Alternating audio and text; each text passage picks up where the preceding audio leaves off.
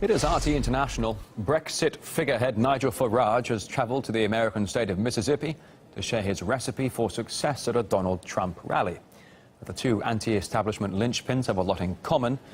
While a British vote to leave the EU looked impossible not so long ago, something similar could be said about Trump's candidacy for the White House. A man who led brilliantly the United Kingdom Independence Party, Mr. Nigel Farage.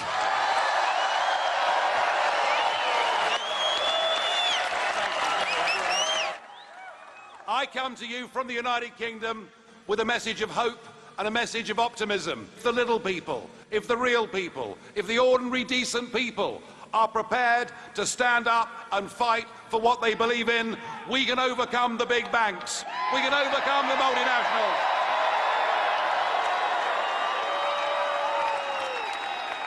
And we did it.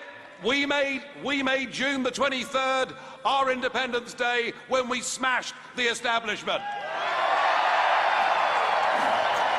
The Republican leader recently tweeted that he'd probably be called the Mr. Brexit of America. Trump correctly predicted that Britain would choose to quit the EU. He now compares the UK referendum with his campaign promise to redeclare Americans' quote, independence. And the similarities between the UK's Mr. Brexit and his US counterpart don't end there.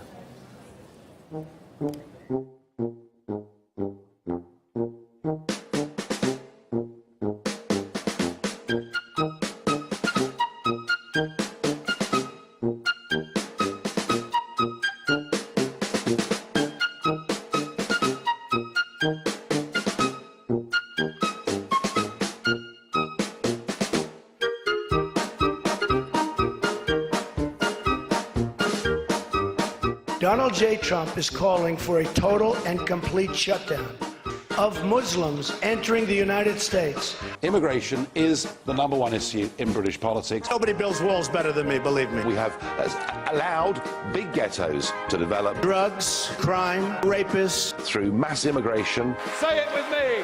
We want our country back. I'm here for one reason: make America great again. I could not possibly tell you how you should vote in this election. But I will say this: if I was an American citizen, I wouldn't vote for Hillary Clinton if you paid me. Some experts think that Farage's Trump rally visit is reminiscent of a previous encounter between British and US political heavyweights. It really harkens back to the days of Margaret Thatcher and Ronald Reagan, the Iron Lady of Britain.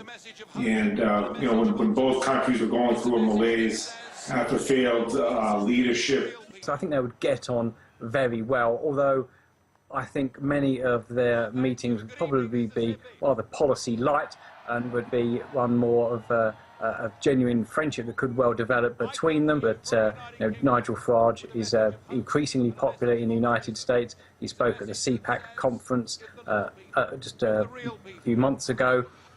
He's very popular amongst the right in the United States, and I think he'll be wanting to fill his time after he stood down from the leadership of UKIP with actually expanding those links within the United States and developing friendships with American politicians and seeing where that leads.